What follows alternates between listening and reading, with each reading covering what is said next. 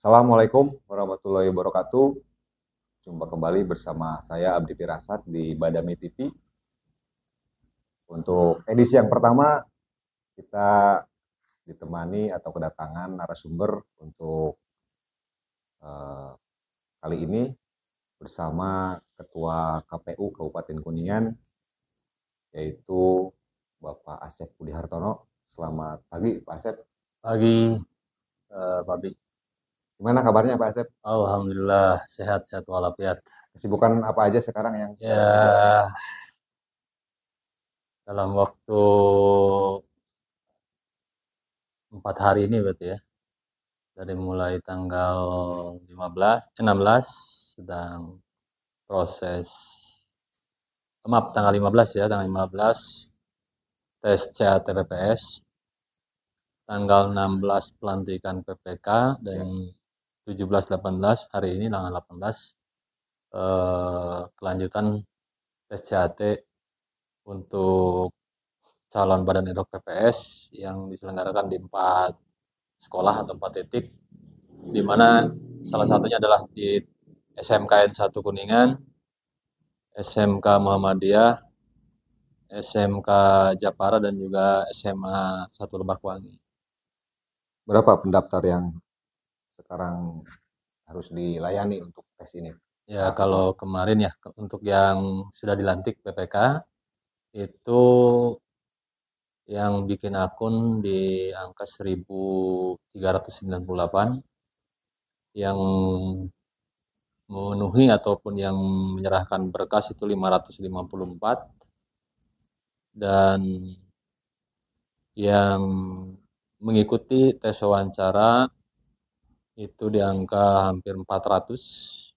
Kalau di pukul rata kan diambil 3 kali kebutuhan per kecamatan 15. Kalau kali 32 berarti 15 kali 30 aja 450 ya. 450 ya 480 lah. Kalau mau dipukul rata, tapi kan tidak semua kecamatan pendaftar itu melebihi dari 15, kecuali Kecamatan Ciukur, Kecamatan Kuningan, Kecamatan Jawi Gebang yang memang pendaftarnya lebih dari itu, sehingga ketika diambil 15 besar, tidak menutup kemungkinan ada yang sampai di 18 orang, karena pas di apa hasil CAT di urutan 15, 16, 17, 18 itu sama. Gitu. Jadi akhirnya kan dia diambil angka yang sama atau nilai yang sama. Ketika ada 5 orang yang nilainya sama di bawah, berarti kan dari 15, 16, 17, 18, 19 orang. Seperti itu. Ya, kemarin di tanggal 16 sudah dilantik, diangkat sumpah sebanyak 159 di 32 kecamatan, karena untuk salah satu dari PPK terpilih itu tidak bisa mengikuti pelantikan di tanggal dan waktu yang sama, dikarenakan eh, sedang proses apa penyembuhan ataupun karena sakit dan dirawat di rumah sakit, dari Kecamatan Kadugde yang bernama Gias Desmara. Hmm. Tuh. Untuk sekarang berarti lagi sibuk tes CAT PPS Pak Ketua ya. Ya, tes CAT PPS. Nah, Ya, terkait yang daftar bisa lebih dari 1.800 lah. Itu itu berarti satu desa itu kalau diambil atau dihitung, dikalkulasikan, disamakan, misal satu desa ada 3 kali kebutuhan, kebutuhan tiga ya. 9 ya. Ya kalau dikali 10 aja berarti 3.760. Wih. Ya, kalau di pukul rata. Tapi kan tidak semua desa melebihi dari 9 pendaftar. Ya paling tidak ada di angka 6, 6 pendaftar. Tapi yang mengikuti tes CAT kadang 5 orang, kadang 4 orang ya, tergantung individunya gitu kan. Ya kalau kita mah kan ketika pendaftar banyak ya, memenuhi syarat dan lolos administrasi, maka berhak untuk daftar untuk mengikuti tes CAT. Ketika pribadinya nggak mau ya mangga gitu.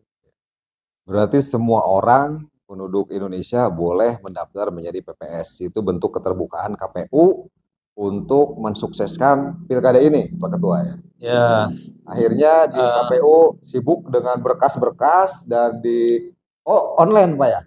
ya, ini kaitan dengan terbuka atau rekrutmen ulang Ya. ini karena ada surat keputusan yang dikeluarkan oleh KPU RI, yaitu surat keputusan nomor 476. 476 ini ada perintahnya untuk rekrutmen ulang. Nah, tentu acuannya hampir sama dengan PKPU 8 2022 atau PKPU 8 2023. Nah, turunan dari 476 ini adalah PKPU 2 tahun 2024 terkait tahapan dan jadwal. Nah, tentu kaitan dengan rekrutmen ulang ini, siapapun warga negara, wabil khusus karena ini kaitan dengan di KPU Kuningan, berarti seluruh warga yang berKTP atau beridentitas Kabupaten Kuningan dan telah memenuhi ketentuan hukum dalam artian ya lebih dari 17 tahun gitu kan, atau memiliki hak pilih, maka memiliki kesempatan dan waktu yang sama untuk mengikuti. Kecuali yang tidak bisa ikut adalah pertama adalah anggota parpol yang nggak boleh itu. Tentu juga ada dibuktikan dengan aplikasi sipol. Ya. Nah, tentu juga walaupun ada orang yang tidak terdaftar dalam sipol, tapi dia menjadi bagian peserta pemilu kemarin. Dalam artian kan dia di sipol tidak terdeteksi, tapi ternyata di DCT atau di DCS ada sebagai bagian dari bukan sebagian dari caleg dari salah satu partai, maka itu pun tidak boleh. Tim ses juga sama, itu nggak boleh mengikuti untuk seleksi badan ad hoc selama belum 5 tahun. Ketentuannya seperti itu. Ketika sudah 5 tahun, maka diperbolehkan.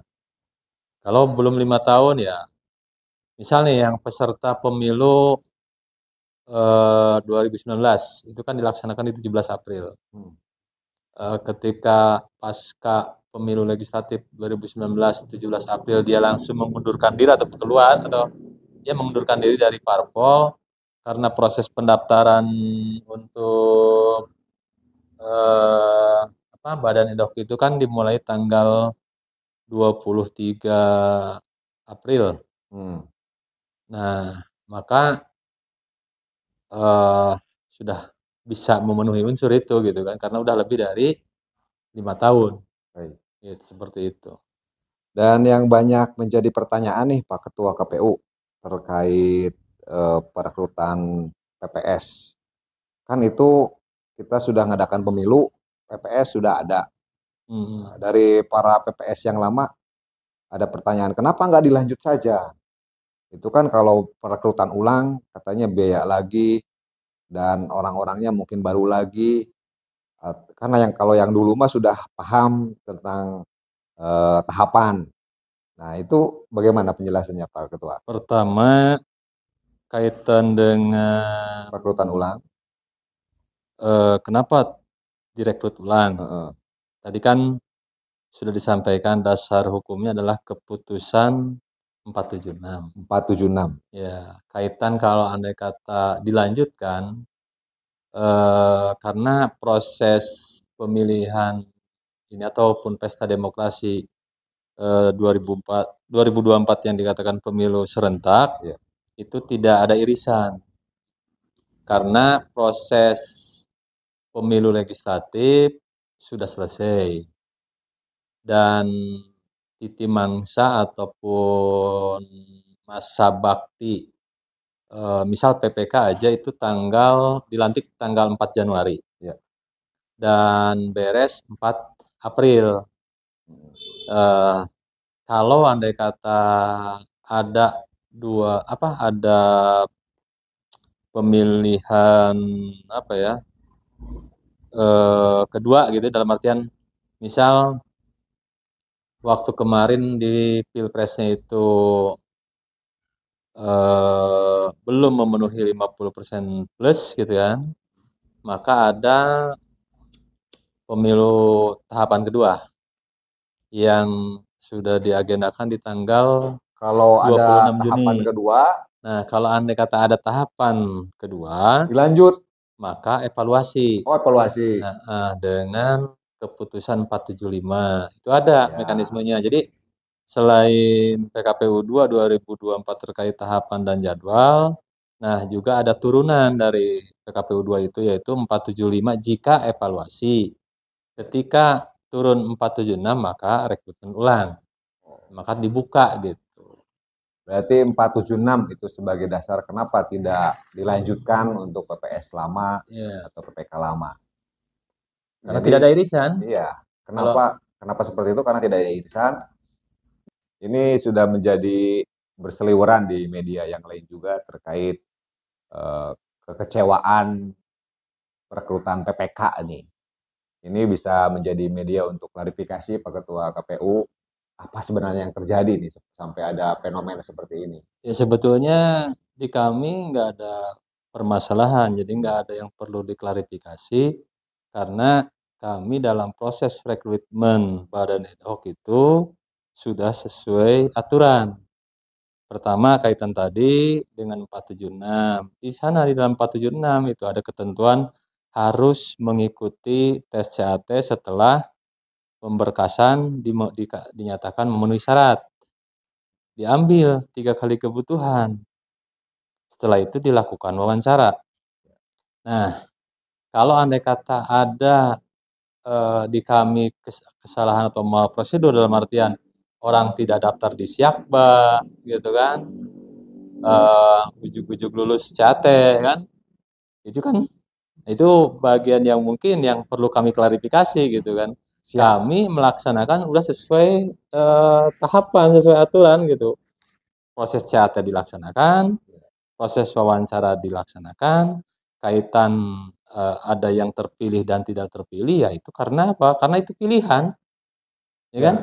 Ini mungkin yang harus ini juga nih didetilkan Pak Ketua terkait CAT dulu nih. Apakah ada passing grade berapa, terus dipang-pangkan, diumumkan sehingga si para calon peserta itu atau si peserta itu tahu oh kemampuan dia itu nilainya segini, wawancara segini, akhirnya emang tidak sesuai dengan passing grade, makanya wajar lah untuk tidak lulus. Bagaimana untuk itu? Ini kaitan dengan mekanisme CAT kan udah jelas. Diambil 3 kali kebutuhan. Kebutuhan 5 tiap kecamatan untuk PPK. Ya, berarti kan 15, ya. 15 besar.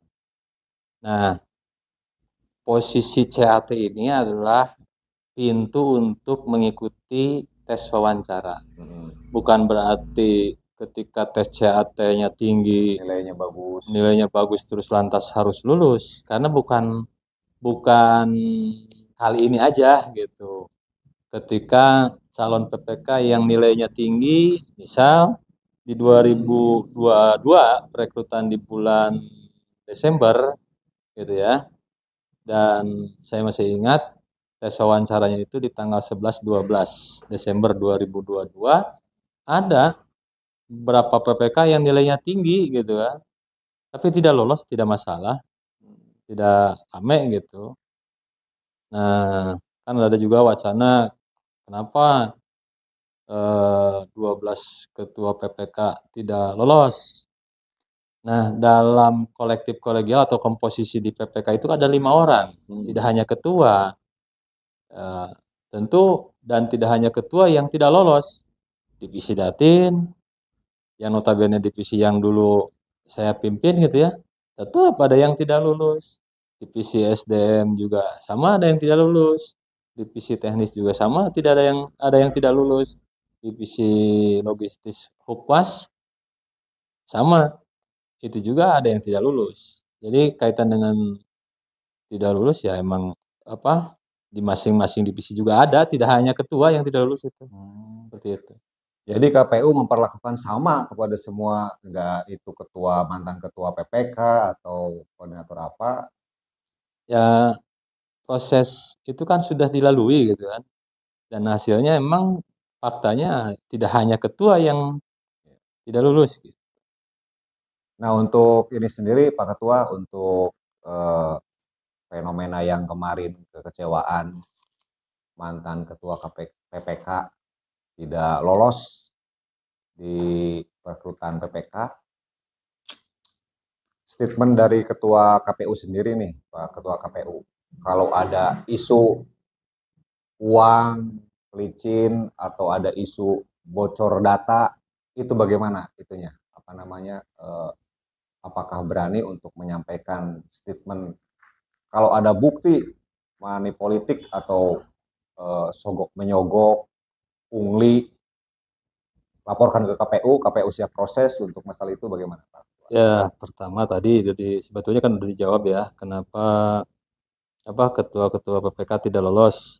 Tadi ya kan jawabannya udah jelas bahwa tidak hanya ketua PPK, ketua-ketua divisi lain pun sama, ada yang tidak lolos.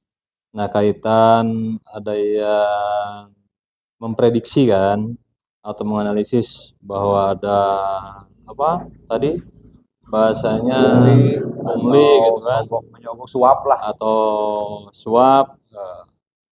Insya Allah ketika emang itu ada fakta, ada data, mangga silakan ke KPU gitu kan, untuk mempertanyakan ataupun memproses bila mana ada yang terjadi gitu ya. Sebagaimana yang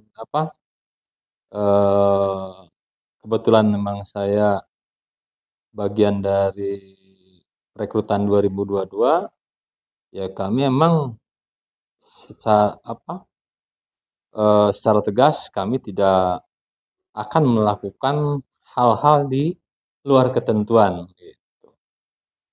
Baik, berarti itu jawaban dari Ketua KPU, sahabat Badami. Kalau ada yang mempunyai bukti tentang pungli, suap, tentang perekrutan PPK, bisa disampaikan dan itu akan menjadi akan diklarifikasi oleh KPU Kuningan sendiri. Di KPU Pak Ketua ada 5 komisioner. Itu bagaimana bagi-bagi tugasnya untuk tiap tahapan? Ya Saat ini tentu siapa yang tanggung? kalau saat ini karena sedang proses pembentukan badan ad hoc, maka PIC-nya adalah Kadip SDM Parmas gitu. Itu yang menjadi PIC terkait perekrutan badan ad hoc. Tentu selepas atau seberesnya perekrutan PPK PPS ini, kami akan dihadapi untuk proses pemutahiran daftar pemilih atau data pemilih. Ada coklit lagi? Dipastikan ada coklit kembali gitu. Kenapa nggak pakai yang lama aja, kan itu sama aja Pak Ketua? Tentu yang lama itu dijadikan satu juga bagian dari atau bahan dasar. Nah, ditambah juga dengan daftar pemilih tambahan atau data pemilih yang tidak masuk dalam DPT. Ya. Nah, ketika komponen-komponen itu baik DPT Pileg 2024 plus DPTB atau daftar pemilih tambahan yang tidak terdaftar dalam DPT, maka itu akan dimasukkan. Dan itu tentu mekanismenya kami mendapatkan DP4 dari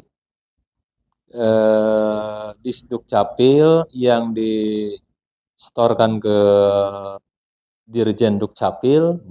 Dirjen Dukcapil juga setelah dikonsolidasikan dengan Kemendagri, tentu dari Kemendagri ke KPU RI. Nah, dari data itu dari KPU RI DP4 itu turunkan ke kami, ke KPU Kabupaten melalui KPU Provinsi. Baik, sahabat Badami TV, ini menjadi isu nasional dan ini saya ingin pastikan ke sahabat Badami TV penjelasan dari Ketua KPU terkait caleg terpilih yang ingin maju di pilkada menjadi calon bupati atau calon wakil bupati. Seperti apa menurut regulasi Pak Ketua KPU, dan bagaimana mekanisme yang ditempuh ketika caleg terpilih ingin menjadi bakal calon bupati atau wakil bupati. Nah, kaitan dengan ya pemberitaan gitu ya, nggak boleh mundur atau boleh mundur dan sebagainya, tentu kami sebagai pelaksana regulator atau pelaksana regulasi, kami memegang teguh apa yang tersirat di Undang-Undang 10 2016 di pasal 7 ayat 2 poin S.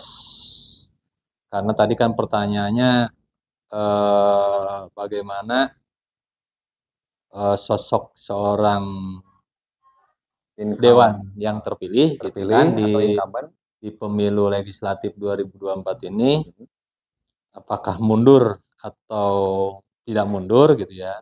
Kita tentu menelisik dulu posisi pelantikannya. Ya. Jadi kita tidak berbicara terpilih atau tidak terpilih gitu dalam artian, tapi ketika tidak terpilih berarti kan bagi incumbent lagi ya. Yang apa yang tidak terpilih? Maksudnya begini, posisi hasil pemilu legislatif 2024 di Kabupaten Kuningan ini dilantiknya kapan? Gitu kan. Ketika dilantiknya kapan? Ini karena akan berkonsekuensi terhadap PKPU 2 di 2024, yaitu di tentang penetapan bakal calon bupati atau wakil bupati. Ya, terinformasi di Kabupaten Kuningan ini pelantikan itu tanggal titik mangsanya kalau tidak salah tanggal 9 September. September pelantikan caleg terpilih. Caleg terpilih hasil pemilu legislatif 2024. Ya.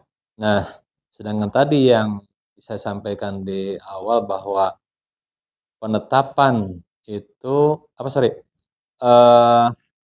ada nomenklatur atau peraturan yang tersirat bahwa di Undang-Undang 10 2016 pasal 7 ayat 2 poin S itu bagi anggota DPR, DPD, DPRD, berarti kaitan provinsi dan kabupaten kota harus menyatakan surat pengunduran diri sejak ditetapkan.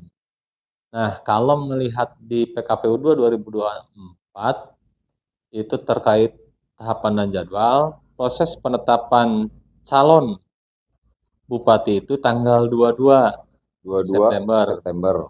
Jadi ketika dewan ataupun anggota dewan terpilih dan pemilu legislatif 2024 dan dilantik tanggal 9, maka konsekuensi hukum dari Undang-Undang 10 2016 pasal 7 ayat 2 poin S itu ya harus menyatakan mundur sejak ditetapkan.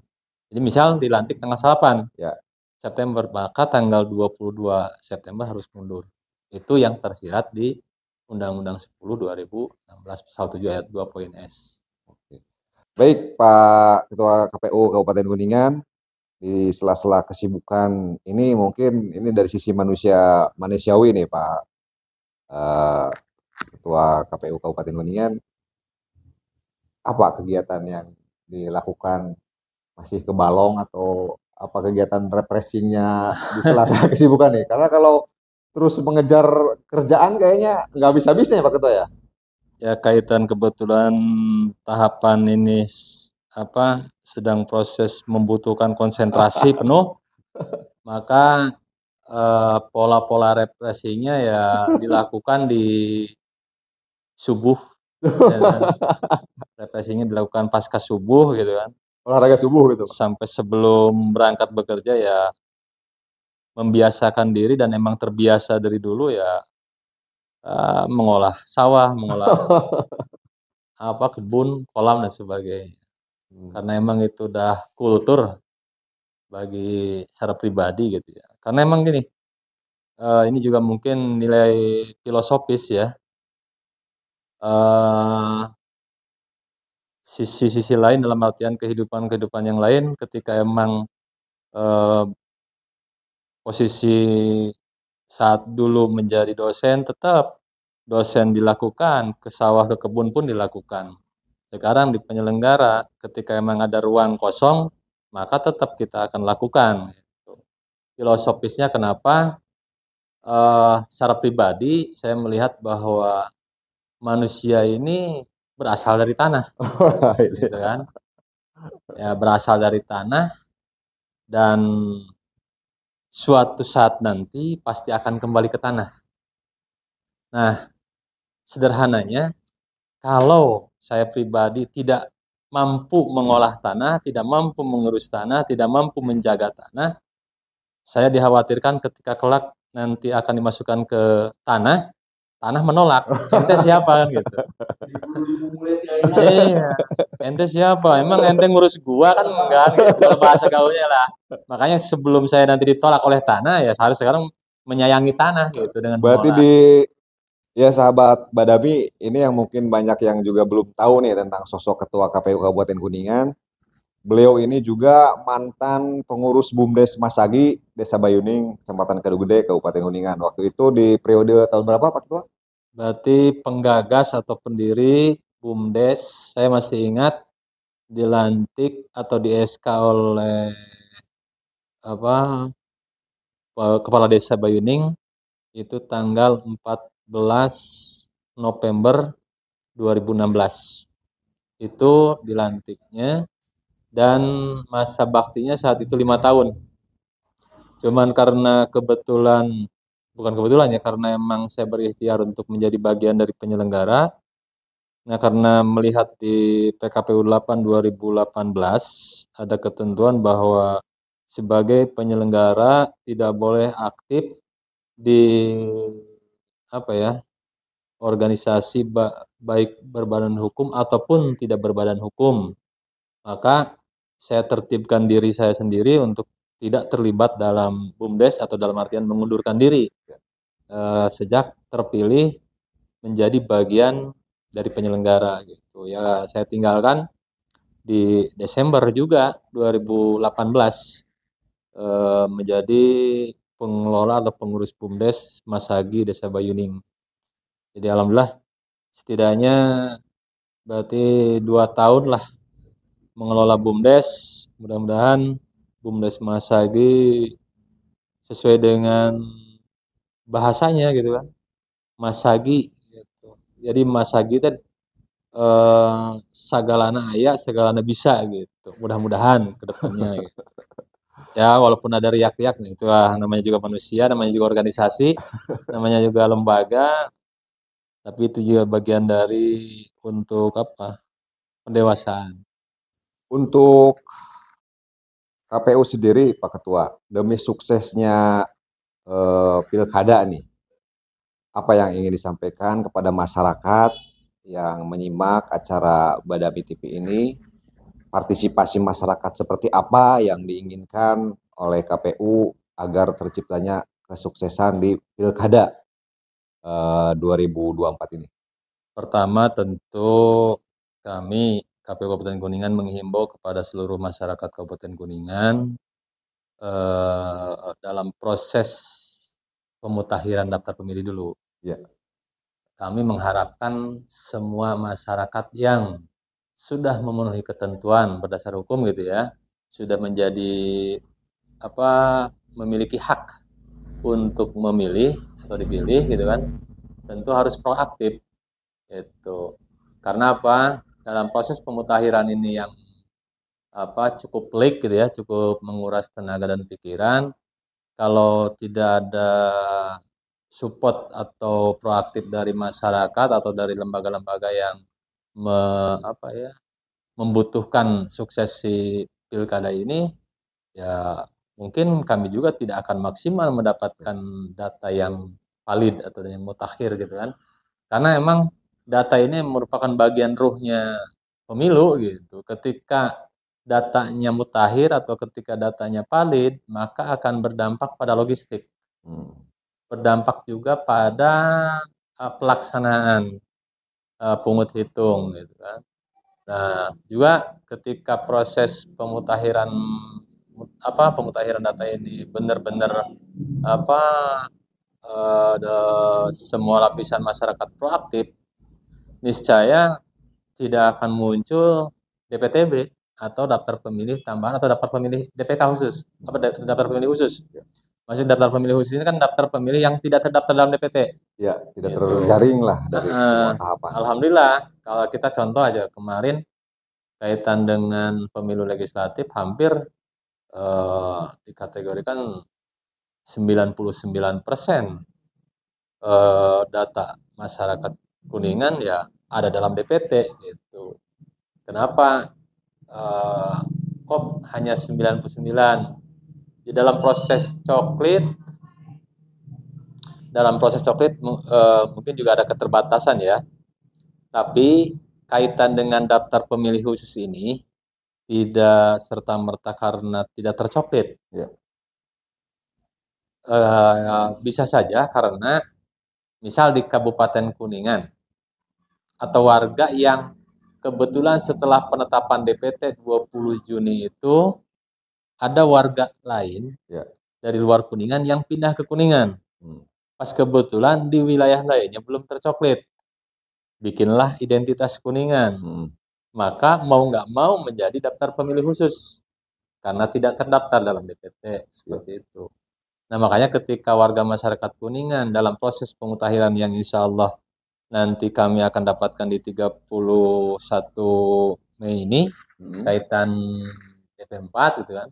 Maka dari 31 sampai nanti di penetapan di September itu mudah-mudahan semua masyarakat proaktif. Itu satu dulu. Kedua, tentu harapan kami ketika di hari H, setiap warga negara atau warga masyarakat Kuningan yang sudah terdaftar dalam DPT mampu datang untuk menyalurkan aspirasinya. Sehingga partisipasi pemilihnya akan meningkat. Kalau berkaca di pemilu kada 2018, ini kalau tidak salah di angka 64-65% partisipasi masyarakat. Kalau di pemilu kemarin? Kalau pemilu legislatif kemarin juga ada peningkatan gitu kan. Kalau pemilu legislatif 2019 itu di angka 74%, nah kemarin di angka 76%. Itu tingkat partisipasinya alhamdulillah ada peningkatan walaupun 2% gitu kan. Nah, tentu juga kami KPU Kabupaten Kuningan berterima kasih kepada seluruh masyarakat, baik itu pemilih ataupun yang dipilih, baik itu parpol ataupun juga Forkopimda atau seluruh masyarakat Kabupaten Kuningan yang telah mensukseskan pemilu legislatif 2024.